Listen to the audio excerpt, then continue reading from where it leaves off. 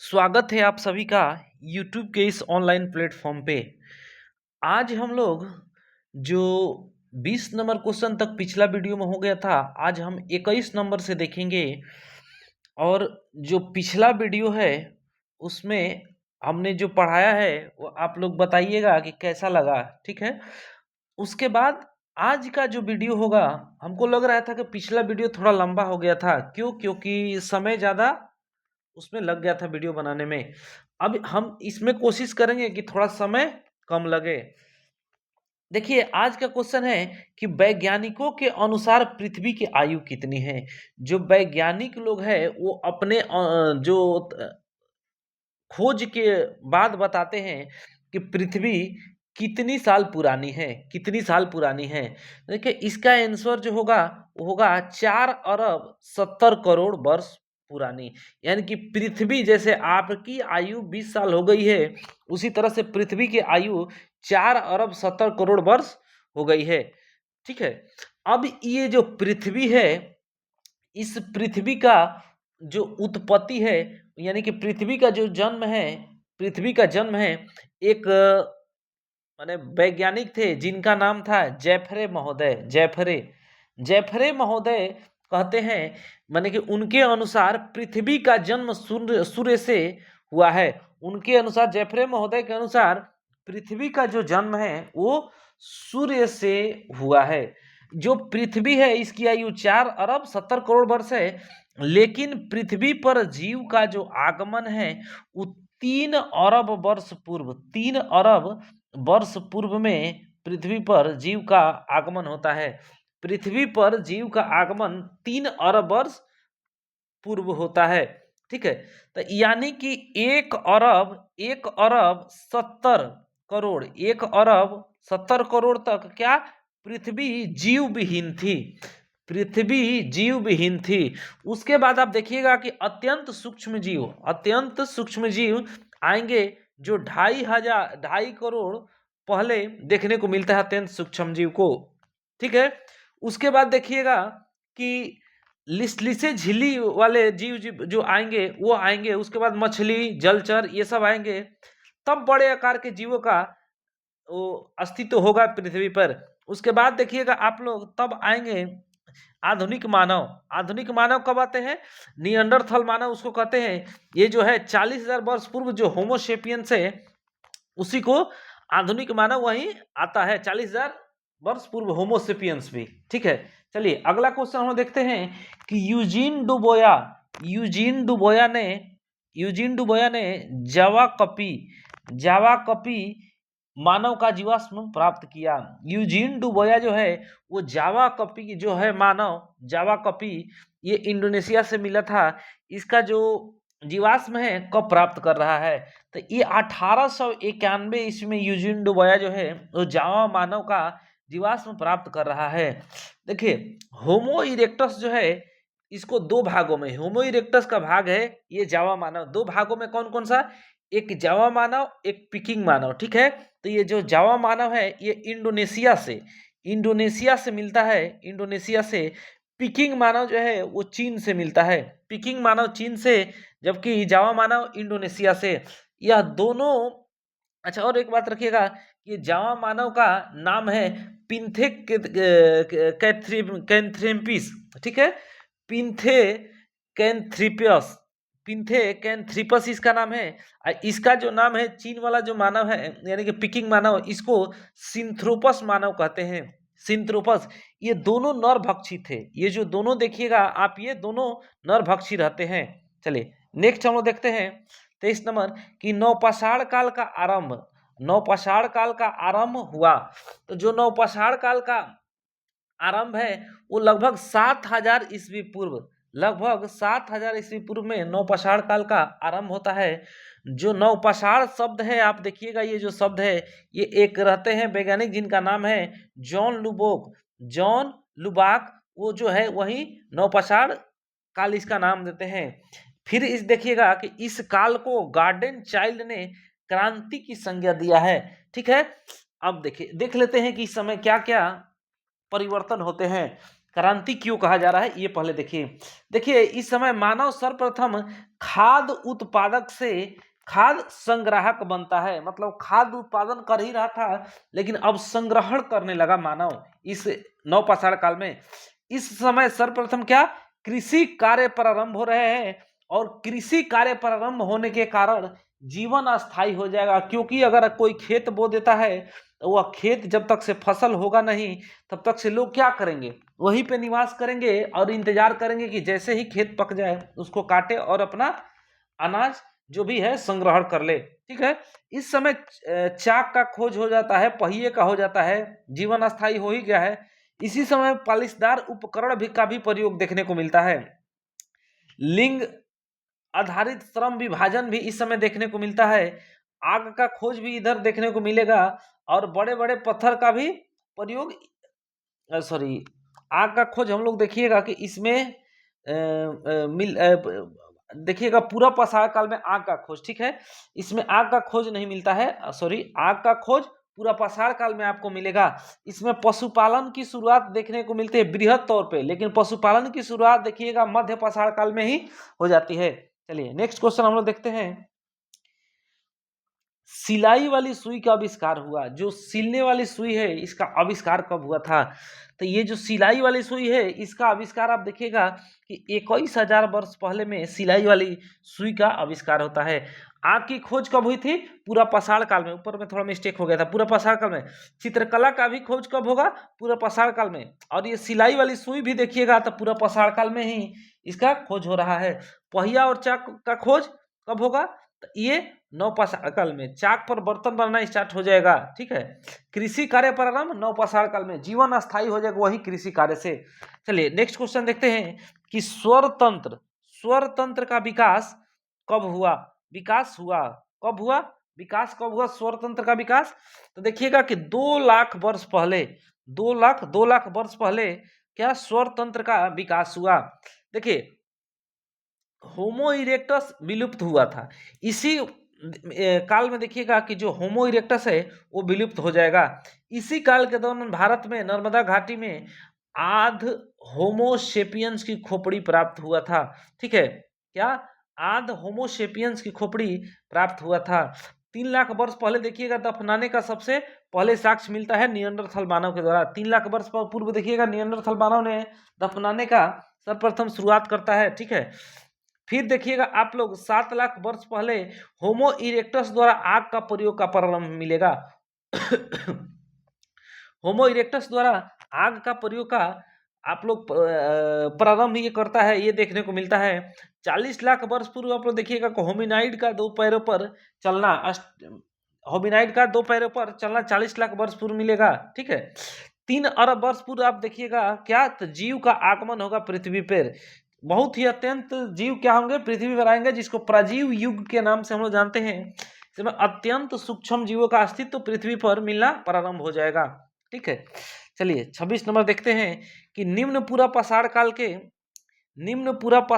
की अवधि मानी जाती है। तो जो निम्न पूरा पाषाण काल है उसको हम लोग देखेंगे 25 लाख से 1 लाख ईस्वी पूर्व तक देखने को, इसको हम लोग को निम्न पाषाण काल देखने को मिलता है, ठीक है। देखिए जो पाषाण काल है इसको हम लोग देखे थे, पाषाण काल को हम लोग देख ले। पाषाण काल जो होता है उसको 3 भागों में बांटा जाता है। पाषाण काल को कितने भागों में? 3 भागों में हम बांटते हैं। पाषाण काल को हम 3 भागों में बांटते हैं पाषाण काल को, ठीक है। तो पहला कौन सा हो जाएगा? वही पूरा पाषाण काल, मध्य पाषाण काल, ये क्या हो जाएगा? पूरा पाषाण काल हो जाएगा। पूरा पाषाण काल ये हो जाएगा आपका मध्य काल, दूसरा मध्य काल। तीसरा हो जाएगा कौन सा? वही नवपाषाण काल। नवपाषाण मतलब पत्थर होता है, नवपाषाण काल, ठीक है, नवपाषाण काल। ये पूरा पाषाण काल को हम लोग 3 भागों में बांटेंगे। कौन कौन सा? निम्न पूरा पाषाण काल, मध्य पूरा पाषाण काल, और एक उच्च पूरा पाषाण काल। तो जो ये पूरा पाषाण काल है इसको हम लोग देखते हैं कि जो 25 लाख से लेकर 10,000 ईस्वी पूर्व तक इस पूरा पाषाण काल को रखते हैं। फिर अगर आइएगा निम्न पूरा पाषाण का, तो ये 25 लाख से लेकर 50,000 तक इसको इसमें कार्य रखते हैं। मध्य पाषाण में आइएगा, यही 50,000 से 40,000 तक देखने को मिलेगा आप लोग को। इसमें उच्च पूरा पाषाण काल में 40 से 10,000 वर्ष पूर्व तक का काल देखने को मिलता है। वही मध्य पाषाण काल में आइएगा, यही 10,000 से 5,000 तक देखने को मिलता है। नव पाषाण काल में आइएगा तो 7,000 से 1,000 ईस्वी तक देखने को मिलता है नव पाषाण काल। ठीक है, चलिए नेक्स्ट हम लोग देखते हैं 27 नंबर की साक्ष्यों से ज्ञात होता है कि होमिनाइड या होमिनिड्स का उद्भव हुआ था। साक्ष्यों से ज्ञात होता है कि होमिनिड्स का उद्भव हुआ। तो होमिनिड्स का उद्भव देखिएगा आप अफ्रीका में देखने को मिलता है। होमिनिड्स का उद्भव अफ्रीका में देखने को मिलता है। मानव का ही उद्भव आप देखिएगा कि मानव सबसे पहले कहाँ देखा गया है? अफ्रीका में। रामापिथेकस और ऑस्ट्रेलोपिथेकस कहाँ? अफ्रीका से ही थे। होमिनिड प्राणियों का अस्तित्व ऑस्ट्रेलोपिथेकस और होमो ये 56 लाख वर्ष पहले हुआ था। इन लोगों का जो उद्भव है 56 लाख वर्ष पहले देखने को मिलता है। ठीक है, नेक्स्ट हम लोग देखते हैं कि कौन औजार बना सकते थे। औजार जो है वो देखिएगा कि होमिनिड ही है जो औजार बना सकते थे। होमो हैबिलस के भी नाम से हम लोग जानते हैं इसको, कारीगर मानव। होमो हैबिलस को कारीगर मानव नाम से हम लोग जानते हैं, क्योंकि ये औजार बनाना हाथ से चालू कर दिया था, इस वजह से होमो हैबिलस को होमिनिड हो जाएगा इसका आंसर।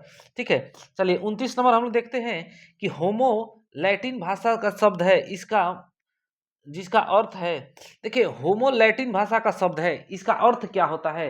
तो होमो लैटिन भाषा का अर्थ है, वो है शब्द है और इसका अर्थ होता है आदमी। आप लोग होमो से ही याद होगा आप लोगों को कि होमोसेपियंस, होमोसेपियंस मानव जो है वो क्या कब उदय होता है उसका? तो 40,000 ईस्वी पूर्व में और पूरा पाषाण काल में। पूरा पाषाण काल में इसका उद्भव होता है। ठीक है, होमो का मतलब होता है आदमी। ठीक है, होमो का मतलब होता है आदमी और सेपियंस का मतलब होता है बुद्धिमान या चतुर। होमो का मतलब होता है आदमी, यानी कि बुद्धिमान मानव या आदमी जो है वही होमो सेपियंस कहलाता है। नेक्स्ट हम लोग देखते हैं, नेक्स्ट हम लोग 30 नंबर देखते हैं कि ऑस्ट्रेलोपिथेकस की उत्पत्ति हुई किस भाषा से? तो लैटिन भाषा दे रहा है, ग्रीक भाषा दे रहा है, लैटिन और ग्रीक भाषा और सुमेरी भाषा। तो जो ये ऑस्ट्रेलोपिथेकस है इसकी जो उत्पत्ति है लैटिन भाषा से हो रही है। लैटिन भाषा से इसकी उत्पत्ति हो रही है। ऑस्ट्रेलोपिथेकस की खोज किसने किया था? तो वही रेमंड डॉट नामक वैज्ञानिक ने किया था। यह दक्षिण अफ्रीका से खोजा गया था। रामापिथेकस और ऑस्ट्रेलोपिथेकस क्या दक्षिण अफ्रीका से 10 लाख वर्ष पूर्व क्या अति नूतन काल में इसका साक्ष्य मिलता है। इसको आदि पूर्वज मानते हैं। क्यों? रामापिथेकस पहला माना है लेकिन उसको आदि पूर्वज, रामापिथेकस जो है इसको आदि पूर्वज नहीं मानते हैं। क्यों? क्योंकि जो रामापिथेकस है ये जंगलों में ही रह गया, जंगलों में ही रह गया और यह 4 पैरों पर चलता था। रामापिथेकस 4 पैरों पर चलता था। ऑस्ट्रेलोपिथेकस भी कोशिश किया कि 2 पैरों पर, कोशिश कर रहा है ये कि 2 पैरों पर हम लोग खड़ा हो जाए। ठीक है, चलिए नेक्स्ट हम लोग देखते हैं कि निम्नलिखित में से कौन सबसे पहला पाषाण औजार नहीं है। निम्नलिखित में से कौन सबसे पहला पाषाण औजार नहीं है? देखिए इसमें जो आप लोग देखिएगा गड़ासा पड़ा रहता है, पत्थर का किनारा ये भी रहता,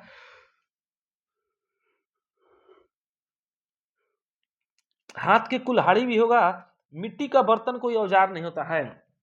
मिट्टी का जो बर्तन है उसको क्या औजार में नहीं गिनती करेंगे इसका, ये तो बर्तन है। ठीक है, तो देखिए मानव सबसे पहले बड़े बड़े पत्थरों का प्रयोग करता था। पूरा पाषाण काल में आप लोग देखने को मिलेगा या बड़े बड़े पत्थरों का प्रयोग करता रहा है, जैसे क्वार्टजाइट, जैस्पर, फ्लिंट, चट, इस सब का प्रयोग कहाँ? पूरा पाषाण काल में देखने को मिलता है।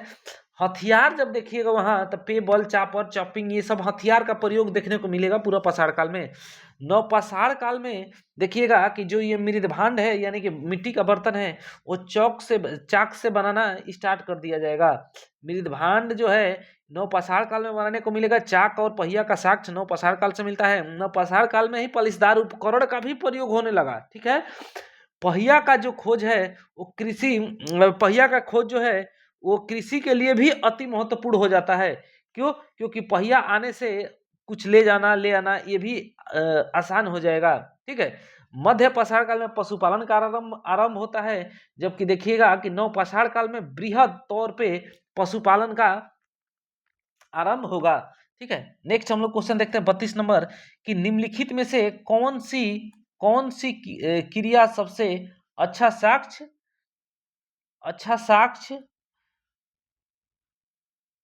साक्ष्य व प्रमाण पुरातात्विक अभिलेख में मिलते हैं। निम्नलिखित में से कौन सी क्रिया सबसे अच्छा साक्ष्य व प्रमाण पुरातात्विक अभिलेखों में मिलता है। पुरातत्व क्या होता है जी? पुरातत्व जो है आप लोग देखिएगा कि दो तरह का साक्ष्य होता है। जो साक्ष्य है या प्रमाण है दो तरह का होता है, एक तो साहित्यिक होता है, एक पुरातात्विक होता है। साहित्यिक किताब कॉपी पाना भोजपत्र पे मिलता है, जबकि पुरातात्विक कठोर चीजों पे लिखा हुआ मिलेगा, या नीचे से जो जमीन से या कहीं से खुदाई होगा तब पुरातात्विक मिलेगा। ठीक है, तो वही कह रहे हैं पुरातात्विक अभिलेख में मिलते हैं। कौन सा? तो पुरातात्विक अभिलेख में क्या मिलते हैं? एक संग्रहण मिलेगा, इस औजार बनना, आग का प्रयोग नहीं मिलेगा पुरातात्विक में, औजार बनाना भी पुरातात्विक में नहीं मिलेगा। मिलेगा जो संग्रहण कर लिया गया है खुदाई करके, वही ना पुरातात्विक में मिलेगा, पुरातात्विक अभिलेख में मिलेगा। ठीक है, अभिलेख हम बताए ही कि जो साक्ष्य या प्रमाण है वो दो तरह का, एक तो साहित्यिक और पुरातात्विक अभिलेख। ठीक है, तो ये आग का प्रयोग भी नहीं मिलेगा, संग्रहण मिलेगा, तो आपका आंसर अ नंबर हो जाएगा। देखिए आग और चित्रकला का प्रयोग का साक्ष्य कहाँ मिल रहा है? पूरा पाषाण काल में मिल रहा है। इन सब का संग्रहण किया जाता था। ठीक है, जो भी है इन सब का संग्रहण किया जाता था। नवपाषाण काल से क्या पलिसदार कुल्हाड़ी का भी मिलता है, रुखानी का भी साक्ष्य मिलता है। कुल्हाड़ी का सबसे पहले प्रयोग निम्न पूरा पाषाण काल में से प्राप्त होगा, आप याद रखिएगा। ठीक है, निम्न पूरा पाषाण काल से कुल्हाड़ी का प्रयोग प्राप्त होगा। चलिए 33 नंबर देख लेते हैं। मानव द्वारा शिकार कब शुरू किया गया? तो मानव द्वारा जो शिकार है वो 50 लाख वर्ष पूर्व में शुरू किया जाता है। पूरा पाषाण काल में देखिएगा कि खानाबदोश और खाद्य संग्राहक की जिंदगी जी रहा है। मानव उस समय निरक्षर है, कुछ पढ़ने लिखने नहीं जानता है। मध्यकाल आते आते देखिएगा कि पशुपालन शुरू हो जाएगा, लेकिन उस बृहद तौर पर नहीं। मानव पशुपालन भी शुरू करेगा तो अपने रक्षा के लिए करेगा। पहला जो पशु पालतू बनाने वाला है वो कुत्ता है। कुत्ता को पहली बार पालतू बनाया गया था, जबकि व्यापक पशुपालन का शुरुआत नवपाषाण काल में देखने को मिलता है। अनाज उत्पादन भी आप लोग देखिए, यानी कि कृषि जो है, कृषि कार्य वो नवपाषाण काल से ही देखने को मिलता है हम लोग। चलिए अगला क्वेश्चन हम लोग देखते हैं 34 नंबर कि विकासवाद के सिद्धांत की रचना किसने की? तो विकासवाद का जो सिद्धांत है उसकी रचना आप लोग देखिएगा कि चार्ल्स डार्विन जो है ये विकासवाद की थ्योरी देते हैं। चार्ल्स डार्विन जो है ये अपने बुक जो ऑन द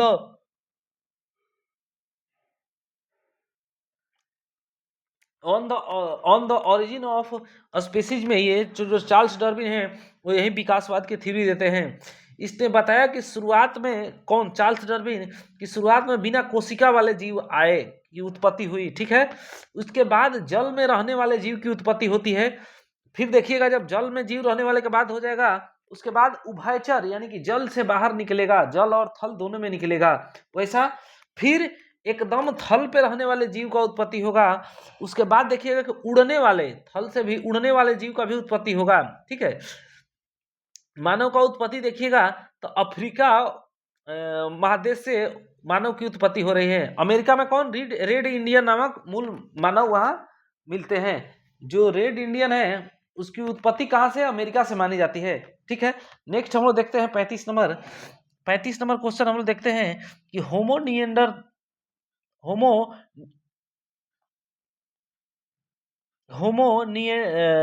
निमंडरथैलोसिस के जीवाश्म पाए गए।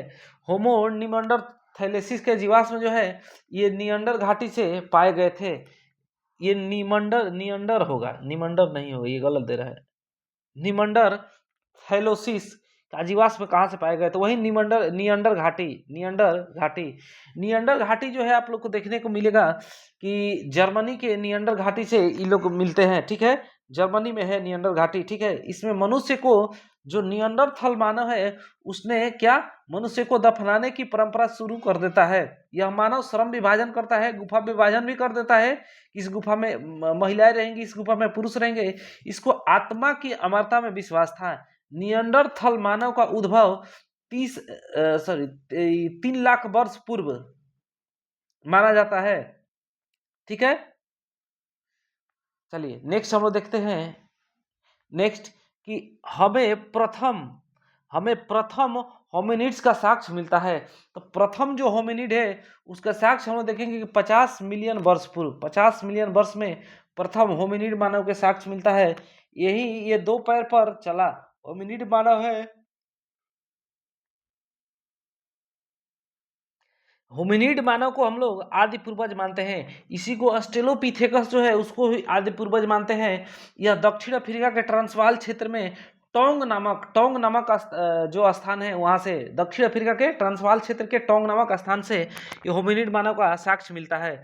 चलिए नेक्स्ट हम लोग देखते हैं 37 नंबर कि जर्मनी के नगर हिडलबर्ग में पाए हिडनबर्ग भी देता है में पाए गए जीवाश्मों को कहा गया। जो जर्मनी के नगर हिडलबर्ग है उसमें पाए गए निवासियों को क्या कहा गया? तो ये होमो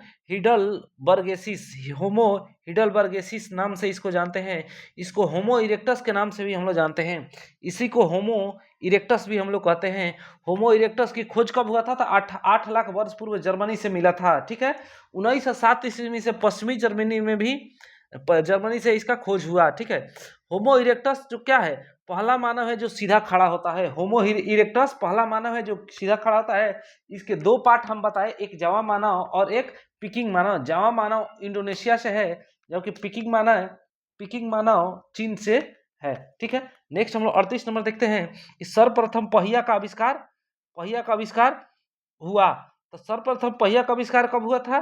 तो सर्वप्रथम पहिया का आविष्कार आप लोग देखिएगा कि मेसोपोटामिया में देखने को मिलता है। मेसोपोटामिया सभ्यता है जो इराक का सभ्यता है। ये दजला और फरात नदी के बीच में बसा है। यह 3 वर्गों में भी विभाजित थी। क्या ये 3 वर्गों में क्या कौन कौन सा? तो उच्च वर्ग में, निम्न वर्ग में और मध्य वर्ग में। तो जो उच्च वर्ग के लोग होते थे राजा पुरोहित होते थे। मध्यम वर्ग में आप लोग जानते ही हैं कि नहीं डॉक्टर ये सब आ जाएंगे। और निम्न वर्ग में किसान मजदूर दास ये सब होते थे।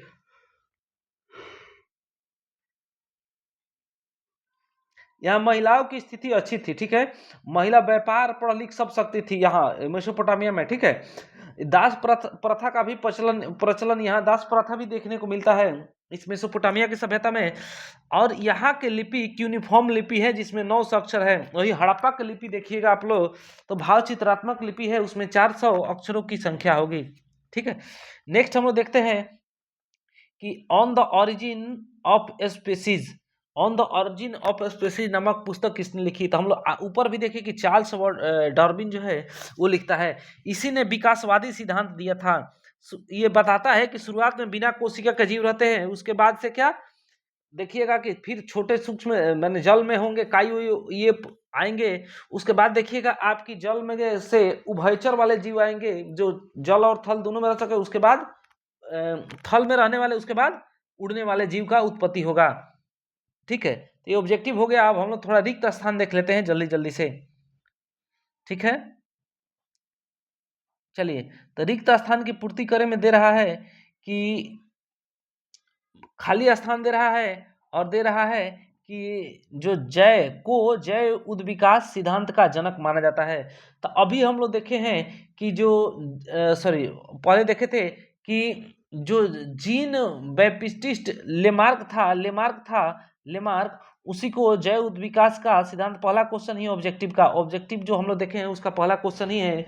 ये जो लेमार्क है ये फ्रांसीसी वैज्ञानिक रहते हैं।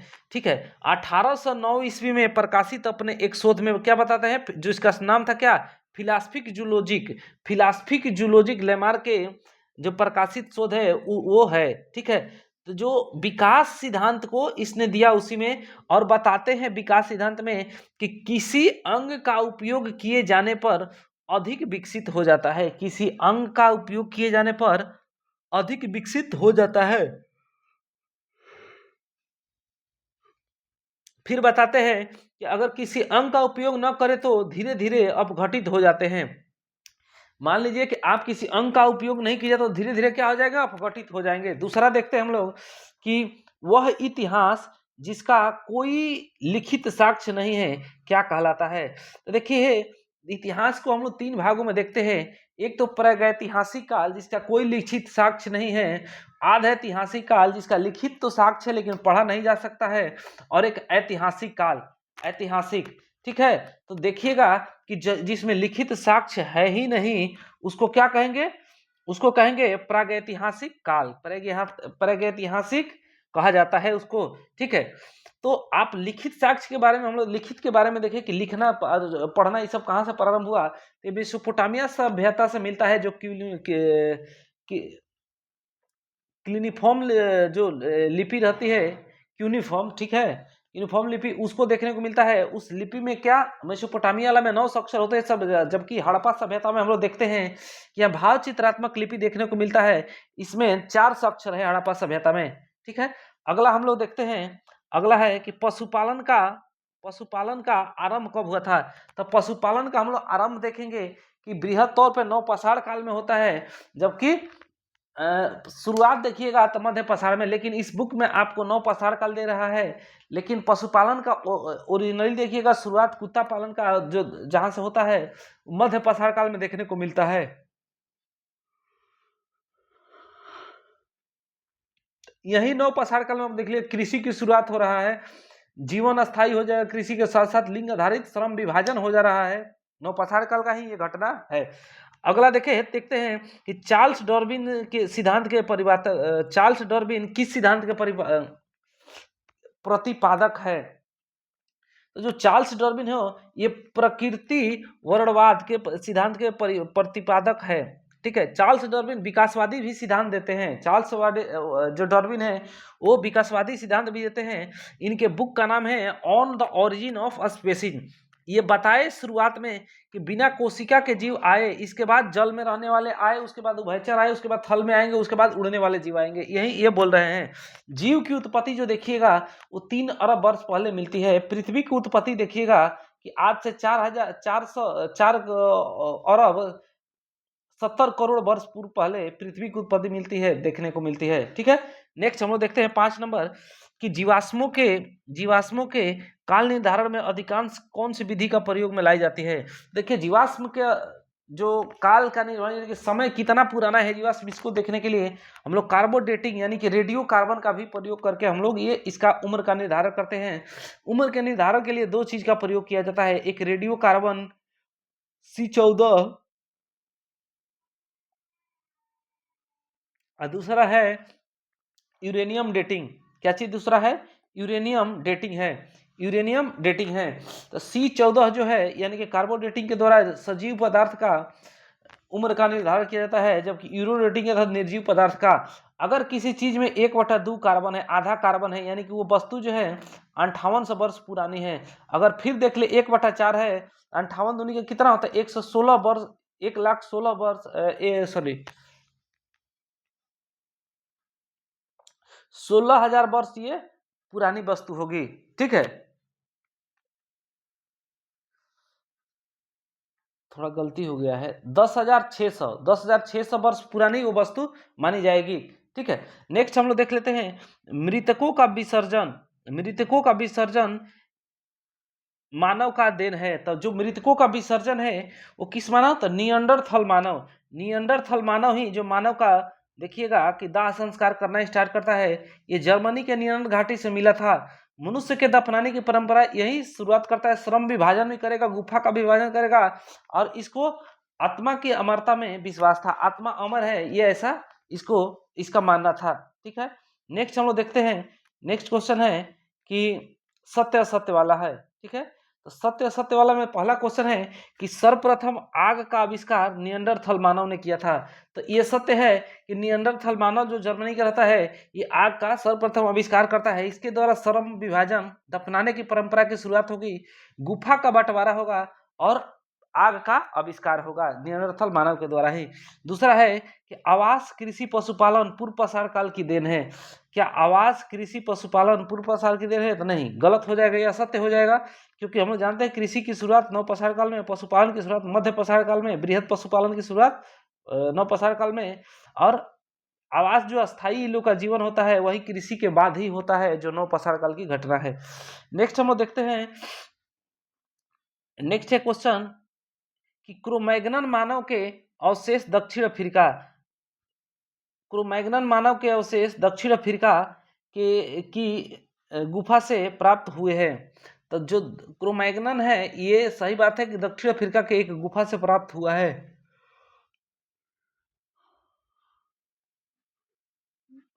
इस क्रोमैग्नन मानव को प्रज्ञ मानव भी कहते हैं, इसको प्रथम आधुनिक मानव भी कहते हैं, प्रथम आधुनिक मानव के नाम से भी हम इसको जानते हैं। यह पहला मानव है जिसने चित्रकारी की शुरुआत कर रहा है। ठीक है, 4 नंबर देखते हैं कि पूर्व चिलियन संस्कृति का काल 1,25,000 वर्ष पूर्व माना जाता है। तो ये सही है, ये सत्य है कि 1,25,000 वर्ष पूर्व चिलियन संस्कृति का काल माना जाता है। 5 नंबर देखते हैं, निएंडरथल मानव को इतिहास का प्रथम दार्शनिक मानव कहा जाता है। तो ये भी बात सत्य है कि निएंडरथल मानव को प्रथम दार्शनिक मानव कहा जाता है, क्योंकि सब ज्यादातर चीजों का शुरुआत यही निएंडरथल मानव ही कर रहा है।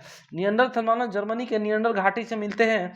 जो मनुष्य के दफनाने की परंपरा निएंडरथल मानव करता है, यह मानव ने श्रम विभाजन किया, गुफा का भी विभाजन कर देता है, आत्मा की अमरता में विश्वास यह रखता है। ठीक है, नेक्स्ट हम लोग देख लेते हैं, नेक्स्ट है मिलान करने वाला। मिलान करने वाला भी हम लोग देख लेते हैं।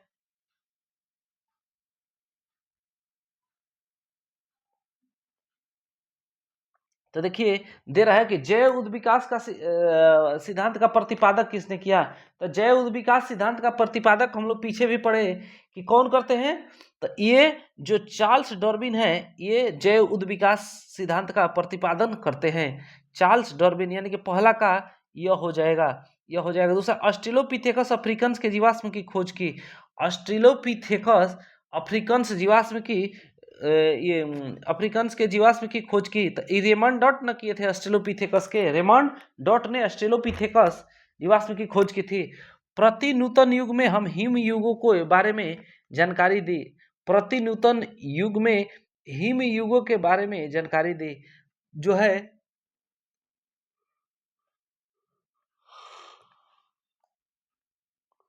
तो प्रतिनूतन युग में हिम के बारे में जानकारी हमको सिम्पर महोदय ने दिया था, सिम्पर महोदय ने दिया था। अगला है कि ड्रायोबिथिकस का जीवाश्म कहाँ मिला। ड्रायोबिथिकस का जीवाश्म जो है हम लोग देखेंगे कि ये लार्ते